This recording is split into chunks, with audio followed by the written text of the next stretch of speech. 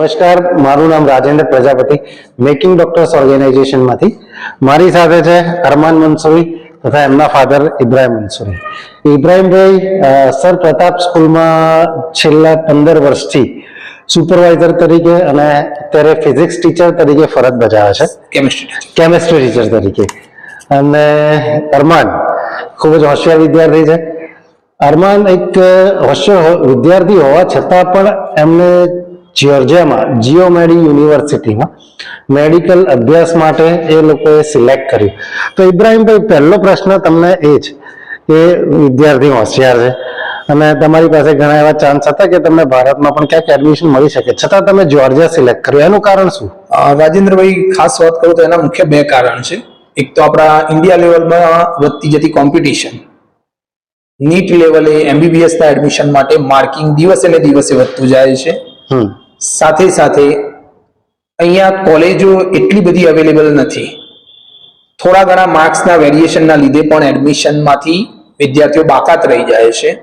પ્રયત્નો 1 થી 2 વાર કર્યા, એના પછી એવો વિચાર કર્યો કે ભાઈ હવે એક સારી કન્ટ્રીમાં, જ્યોર્જિયા જેવી સારી કન્ટ્રી, અને ત્યાં આગળ ઓલરેડી ઘણા બધા ઇન્ડિયન સ્ટુડન્ટ છે, તો એક શ્યોરિટી પણ મળતી હતી. ડોક્ટર મેકિંગની આપણી જે ટીમ છે એમનો પણ સપોર્ટ હતો. અગાઉ મારા વિદ્યાર્થીઓ જે ત્યાં છે એમના રિવ્યુ પણ મેં લીધા. એના આધારે પછી એવું નક્કી કર્યું કે જ્યોર્જિયામાં એડમિશન લઈએ. Okay, so thank you very much ઇબ્રાહિમભાઈ. જે પ્રમાણે તમે કીધું, તો દરેક દર્શકોને જણાવવા માટે કે લાઈક અત્યારે હાલની તારીખમાં જ્યોર્જિયામાં મેડિકલના અભ્યાસ કરતા હોય તેવા લગભગ 15,000 થી વધુ વિદ્યાર્થીઓ ત્યાં આગળ છે. જેમાં ગુજરાતી વિદ્યાર્થીઓની વાત કરીએ તો લગભગ 3,000 થી વધારે વિદ્યાર્થીઓ જે પૂરા જ્યોર્જિયામાં સ્ટડી કરે છે. એ સિવાય સ્પેસિફિક જીઓમેડી યુનિવર્સિટીની વાત કરીએ તો 300 થી વધુ ગુજરાતી વિદ્યાર્થીઓ અરમાન સાથે મેડિકલનું સ્ટડી કરી રહ્યા છે.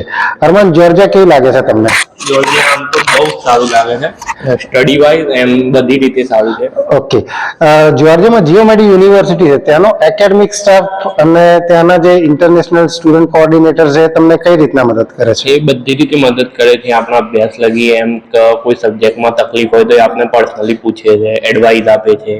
દરેક સબ્જેક્ટમાં આપણે પર્સનલી આવીને પૂછીને સપોર્ટ કરે છે કે તમને કઈ તકલીફ હોય તો અમને આવીને મળજો, કઈ આમ સપોર્ટ જોઈતો હોય તો અમને કહેજો, એ રીતે મળે. પછી તમે કોઈ સબ્જેક્ટમાં અટકી ગયા હોય કે તમારે કઈ તકલીફ થઈ હોય, તમે બીમાર હોય તો એ તમને કહે કે તમે રેસ્ટ કરો, અમે તમારા જોડે છીએ. બધી રીતે ઓલ ઓવર સપોર્ટ કરે છે. ઓકે, ત્યાં આગળ રહેવા, જમવા, ખાવા પીવાની સુવિધા કેવી હોય છે અને ત્યાં આગળ કોણ હોય છે કે એઝ અ ફેમિલી જેમ કે તમારું ધ્યાન રાખે છે? અમારી હોસ્ટેલમાં ધવલભાઈ પટેલ કરીને છે, એ અમારી હોસ્ટેલ ચલાવે છે અને ત્યાંનું જમવાનું, રહેવાનું, ખાવા પીવાનું બધું જ સારું છે. અને એ આમ કહીએ ને મોટા ભાઈના જેમ રાખે. અચ્છા, ગુજરાતી જ છે ધવલ? હા, એ ગુજરાતી છે. ઓકે ઓકે, આમ ફેમિલિયર વાતાવરણ મળી રહે આપણે. એ બહુ સારી રીતે હોસ્ટેલ ચલાવે, જમવાનું બી સારું આવે અને રહેવા ખાવા પીવાનું બધું જ આમ કમ્પ્લીટ. ઓકે, અરમાનનો મોટો ભાઈ અલ્ફાસ પણ સેમ યુનિવર્સિટીમાં જ છે અને એ અરમાનનો સિનિયર છે. મોટા ભાઈની સાથે એક સિનિયર સ્ટુડન્ટ પણ છે એનો. તો અરમાન, ત્યાં આગળ ઘણા બધા વાલીઓનો પણ એવો પ્રશ્ન હોય અને વિદ્યાર્થીઓનો પણ એવો પ્રશ્ન હોય છે કે બહાર મોકલીએ છે વિદ્યાર્થીને તો કોઈ આડી સંગતમાં, કોઈ ખરાબ સંગતમાં જાય અને પ્લસ ત્યાં સ્ટુડન્ટ સેફ છે કે નહીં. તો તને એવું કોઈ દિવસ એવું કોઈ રિયલાઇઝ થયો છે, કોઈ એવા અનુભવ થયા છે કે જ્યાં તમને અનસેફ, તમે સેફ નથી એવો કોઈ અનુભવ થયો હોય? ના, એવો તો આજ સુધી નહીં થયો. એન્ડ ત્યાં થાય પણ ના, કેમ કે અમારા બધા સિનિયર જે છે ને બધા બહુ જ સપોર્ટિવ છે. ઓલવેઝ જોડે રાખે, કંઈ કામ હોય તો જોડે રહે. આપણે કઈ યુનિવર્સિટીમાં ખબર ના પડતી હોય તો એ આપણે સમજાવે કે આ રીતે આમ કરો, આ વસ્તુ આ રીતે થાય. એન્ડ બધા જ સિનિયર, મોસ્ટ ઓફ બધા સિનિયર બહુ જ સપોર્ટિવ છે. ત્યાં આગળ રેગિંગ કેવું કઈ થાય છે? રેગિંગ નહીં થાય. રેગિંગ કોઈ પ્રકાર જોડે જ રહે, આમ આપણા મિત્રોના જેમ રહે. અચ્છા, સિનિયર. આજ સુધી રેગિંગ નું નહીં થયું. આ વાત પર રાજેન્દ્રભાઈ થોડી વચ્ચે હું બીજી વાત કરી. કદાચ દરેક વાલીની ને વિદ્યાર્થીની એ ચિંતા હોય જ કે ભાઈ મારું બાળક બહારના દેશમાં જાય છે જી, તો એની સેફટી કેવી હોય. હમ. કોઇન્સિડન્ટલી મેં રાજેન્દ્રભાઈ મેં પોતે સર્ચ કર્યું હતું અને સર્ચ કરતા મને માલુમ પડ્યું કે જ્યોર્જિયા કન્ટ્રી છે ને one of the safest country of the all over world. Yes, જો હું ખોટો નથી તો મેં એના વિશે સર્ચ બી કર્યું હતું અને રિયલમાં એ વસ્તુ છે. એક્ઝામ્પલ ફોર એ લોકો ક્યાંય પ્રવાસમાં જતા હોય છે તેમના કાર્ડ થી જ કામકાજ થાય છે. જી. એમના રૂમ છે, પર્સનલ ફ્લેટ છે, તો ત્યાં બી કેમેરા છે. એમના રૂમમાંથી એ લોકો એપ્રુવલ આપે છે કે ઉપર આવે જે તે માણસ તો જ જઈ શકે છે. એટલે બહુ સેફેસ્ટ કન્ટ્રી છે બધી રીતે. અને બીજું વાત રહી પોતાના ખોટા સંગતની નાતે, તો એ માણસના પોતાના પર બી ઘણી બધી વસ્તુઓ ડિપેન્ડેબલ છે. આપણું એક જ કામ છે કે આપણે ત્યાં અભ્યાસ કરવા ગયા છીએ તો એ સિવાય આપણે બીજા કોઈ કામમાં પડીશું નહીં તો લગભગ ક્યાંય તકલીફ થવાની પણ નથી. જી, ખૂબ જ સાચી વાત કરી છે કે જ્યોર્જિયા છે, હવે ઓવરઓલ જોવા જઈએ તો સેફટી બાબતે જ્યોર્જિયા છે એ સેફેસ્ટ પીસ ઇન્ડેક્સમાં એ યુએસએ અને ઇન્ડિયા કરતા પણ આગળ છે. ધેટ મીન્સ કે આપણે ઇન્ડિયામાં જો આપણને સેફ અનુભવતા હોય તો જ્યોર્જિયામાં તો આપણે એનાથી પણ વધારે સેફ હોઈએ છીએ. બીજું અરમાન, ત્યાં આગળ તમને સિલેબસ કઈ રીતનાનો હોય છે અને કેવું ભણાવે છે? આમ ટીચર્સની ભણાવવાની પદ્ધતિ કેવી હોય છે? ઇંગ્લિશ મીડિયમમાં હોય છે કેમ કે ઘણા બધા સ્ટુડન્ટને એવું હોય કે કદાચ લોકલ લેંગ્વેજમાં ભણાવે તો? ના ના, ત્યાં મોસ્ટ બધો જ આમ દરેક સબ્જેક્ટ ઇંગ્લિશ મીડિયમમાં જ ભણાવો આપણે, અને દરેક ફેકલ્ટી દરેક સબ્જેક્ટના ટીચર એ બધા સારી રીતે છે. એમાં અમુક અમારા ઇન્ડિયન ટીચર બી છે જે આપણે ના ખબર પડે તો આપણે પર્સનલી જઈએ ને તો એ આપણે સમજાઈ પણ દે. એન્ડ ઓલ ઓવર બધું ઇંગ્લિશમાં જ હોય છે. એન્ડ એમની લોકલ લેંગ્વેજમાં કંઈ પણ નથી હોતું. બસ. બરોબર. બાકી બધું કેવું, કોલેજમાં તમારે રૂટીન તહેવારો, ઇન્ડિયન ફેસ્ટિવલ્સ બધા સેલિબ્રેટ થતા હોય? યસ, અમારા બધા તહેવાર સારી રીતે સેલિબ્રેટ થાય. નવરાત્રી 9 દિવસ થાય. ગણેશ ચતુર્થી છે, પછી બીજા બધા તહેવાર છે, પછી ઈદ છે. આ બધા તહેવાર ત્યાં બધા જોડે મળીને સેલિબ્રેટ કરે. અચ્છા, so unity is the power. Yes, એ આપણા ઇન્ડિયન જ છે એટલે બધા એકબીજાને સપોર્ટિવ રહે છે. જી, જી, જી, સારી જી. વસ્તુ એ છે બધા એકબીજાને સપોર્ટ કરે. જી જી જી જી. ઇબ્રાહીમભાઈ, આપના માટે એક પ્રશ્ન એવો છે કે લાઈક ઘણા બધા વિદ્યાર્થીઓ છે, આ 5મી મે 2024 રોજ નીટની પરીક્ષા આવવાની છે, જેમાં લગભગ આપણે લાસ્ટ યરનો પણ આંકડો પકડીને ચાલે તો લગભગ 22 લાખ વિદ્યાર્થીઓ નીટની પરીક્ષા આપે અને એની સામે ઇન્ડિયાની પાસે સીટ, ભારતમાં માત્ર 1 લાખ સીટ અવેલેબલ છે. તો બાકીના જે વિદ્યાર્થીઓ છે 21 લાખ વિદ્યાર્થીઓ, જેમનો ગોલ તો MBBS જ છે અને એના માટે જ નીટ આપી છે, પરંતુ એ લોકોને જો સીટ નથી મળતી તો એના માટે તમે શું સંદેશ આપશો શુભેચ્છાની સાથે સાથે? ઓકે, રાજેન્દ્રભાઈ, ખરેખર પ્રશ્ન હું આના તરફી વાત કરવાનો જ હતો. આ પ્રશ્ન તરફે હું 15 વર્ષથી આ સાયન્સના ફિલ્ડમાં છું, કેમિસ્ટ્રી ટીચર તરીકે કામ કરું છું. હું દર વર્ષે આ વસ્તુનો ખાસ ઓબ્ઝર્વ કરું છું. નીટ અત્યારે આપણે નામ આપ્યું છે, એના પહેલા એને PMT નામથી ઓળખતા હતા. ઓકે, એક સમય એવો હતો કે 10 લાખ વિદ્યાર્થીઓ એપિયર થતા હતા ઓલ ઓવર ઇન્ડિયામાંથી. હવે 10 ના 12 લાખ 15 લાખ, મને યાદ છે ત્યાં સુધી 2019-20માં એ સંખ્યા 17-18 લાખ હતી. આજે તમે બોલાય મુજબ આજની સંખ્યા 22 લાખ છે. જી, આપણે જોઈ શકીએ, મેં પહેલા કીધું એ મુજબ કે ઇન્ડિયા લેવલે નીટની પરીક્ષામાં competition day by day tough થતી જાય છે. જી, બરાબર. તો સીધી વાત છે કે સામે સીટો ઓછી છે, 22 લાખ વિદ્યાર્થીઓ છે, 1 જ લાખ સીટો અવેલેબલ છે, તો બધાને અહીંયા એડમિશન મળવાનું નથી. એ જ રીતનું જે રીતે ઇન્ડિયામાં અભ્યાસક્રમ ચાલે છે, ઇન્ડિયામાં ભણાવવામાં આવે છે, એ જ રીતે આ બહારની કન્ટ્રી જ્યોર્જિયા છે ત્યાં બી એ જ રીતે ભણાવાય છે, વિદ્યાર્થીઓનું ધ્યાન રખાય છે. હા, એટલી વાત ચોક્કસ છે કે વિદ્યાર્થી આપણાથી દૂર છે, એટલે ક્યાંય બીજી વસ્તુમાં ક્યાંય તકલીફ જેવું નથી.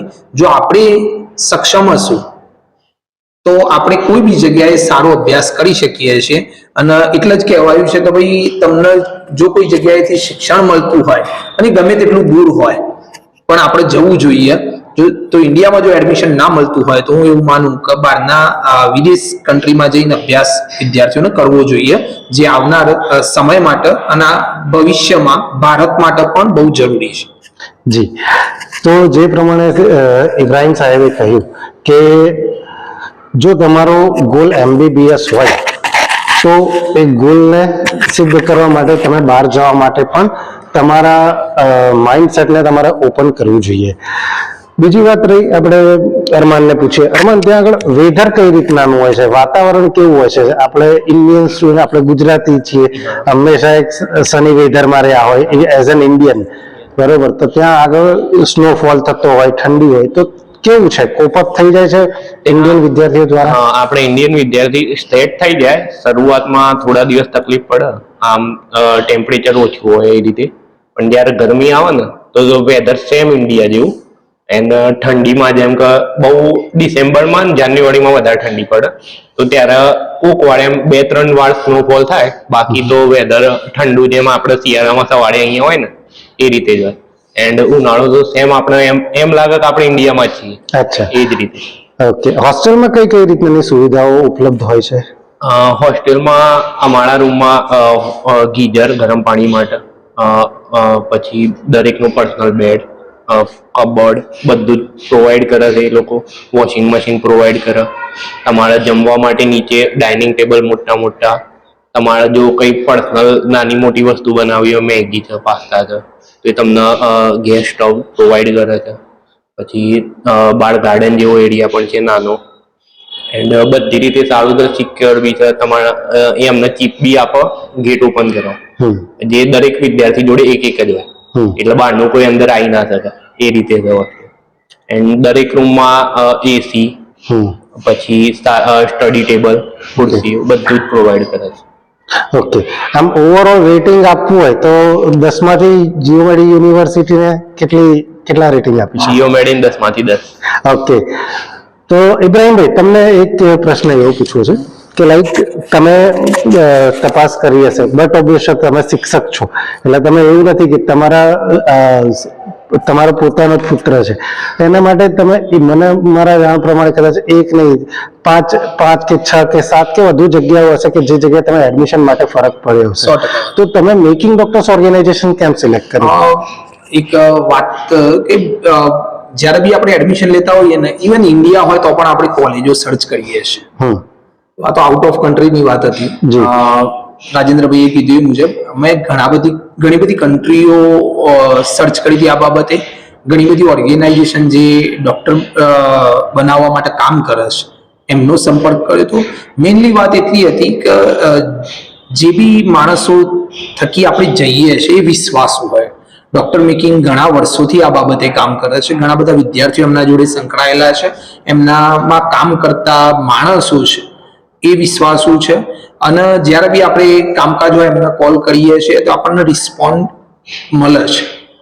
એટલે આ એક ટ્રસ્ટ, એક વિશ્વાસ અગાઉના વિદ્યાર્થીઓ જોડેથી જે રીતે વાતચીત થઈ હતી એ રીતે એમના વિશ્વાસથી આપણે વિશ્વાસ કરીને જોડે આવો તો આપણે પોતે અનુભવી થઈ ગયા. અમે પોતે પણ તમારા સંપર્કમાં આવ્યા 1 વર્ષ 1.5 વર્ષથી અભ્યાસ ચાલુ છે. એટલે આપણને એ બાબતે હું એટલું કહું કે ડોક્ટર મેકિંગની ટીમ છે એમને વિશ્વાસપૂર્વક કામ કર્યું છે અને એ કામ ને એમને જે બી પ્રોમિસ હતી એ બધી સાર્થક કરી છે. જી. સો જે પ્રમાણે ઇબ્રાહીમ સાહેબે કહ્યું કે લાઈક મેકિંગ ડોક્ટર્સ ઓર્ગેનાઇઝેશન છેલ્લા 17 વર્ષથી વિદ્યાર્થીઓને સાચું અને સચોટ માર્ગદર્શન આપવા માટેનું કામ કરે છે અને 4000 થી વધુ વિદ્યાર્થીઓ વિદેશમાં અભ્યાસ માટે તેમણે મોકલેલ છે. પ્રી મેડિકલ વિશે આપ જાણતા હશો, બરોબર? કેવો પ્રી મેડિકલ નો અનુભવ કેવો રહ્યો અરમાન તમને? પ્રી મેડિકલ નો અનુભવ બહુ જ સારો રહ્યો. જે તમે MBBS સ્ટડી સ્ટાર્ટ કરવાના છો એના માટે પ્રી મેડિકલ બહુ જ જરૂરી છે. પ્રી મેડિકલમાં અમને કેન્સર વોર્ડ, પછી નાઇટ ડ્યુટી, તેમજ બધા બેઝિક ઇન્ફોર્મેશન MBBS ને લગતા એના માટે 1 month કોર્સ કરાયેલો. એમાં પ્રેક્ટિકલ એન્ડ થિયરિટિકલ બધું જ શીખવાડેલું એમને. પ્રી મેડિકલના લીધે અમે ત્યાં ગયા અને એના બાદ જે સ્ટડી ચાલુ થઈ તો જે બીજા વિદ્યાર્થી હતા અમુક બીજી કન્સલ્ટન્સીના જેમને પ્રી મેડિકલ નહોતું લીધેલું એમને શરૂઆતમાં બહુ તકલીફ પડતી, પણ જે આપણી MDO થ્રુ આવેલા હતા અને જેમને પ્રી મેડિકલ અટેન્ડ કર્યું હતું એમને થોડી પણ તકલીફ નથી પડી, કેમ કે એમના MDO એ બધું જ શરૂઆતમાં સમજાવી દીધું હતું કે આ વસ્તુ ત્યાં તમે આ રીતે સ્ટડી કરશો અને તમારા સ્ટડીમાં આ રીતની વસ્તુ આવશે. એટલે પ્રી મેડિકલ બહુ જ જરૂરી છે એન્ડ બહુ સારું છે. ઓકે. ઇબ્રાહીમ સર, છેલ્લો પ્રશ્ન આપને. જે વિદ્યાર્થીઓ નીટમાં ઓછું પરિણામ આવે છે અથવા જે વિદ્યાર્થીઓ મધ્યમ વર્ગના પરિવારમાંથી બિલોંગ કરે છે પણ MBBS કરવું છે, તો તમે એમને શું સલાહ આપવા માંગશો? તમારો એક શુભેચ્છા સંદેશ આ વિદ્યાર્થીઓ માટે. શુભેચ્છા સંદેશમાં એટલું ચોક્કસ કહીશ કે માણસ જે ઈચ્છે છે એને પ્રાપ્ત કરવા માટે પ્રયત્ન કરે છે અને ભગવાન ઈશ્વર એ માટે હંમેશા સપોર્ટ કરતા હોય છે.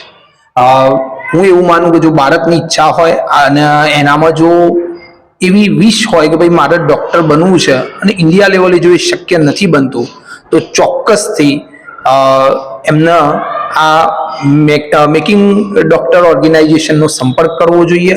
હા, થોડીક સાહસિક પ્રવૃત્તિ દાખવવી પડશે, કેમ કે સાહસ વિના સિદ્ધિ નથી.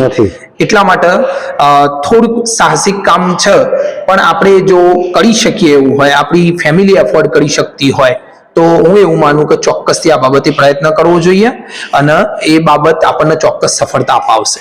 જી. સો આ સાથે આપણે ઇબ્રાહિમ સર અને અરમાનને આભારી માનીને વિડીયોનો અહીંયા અંત કરીએ છીએ. Thank you very much sir.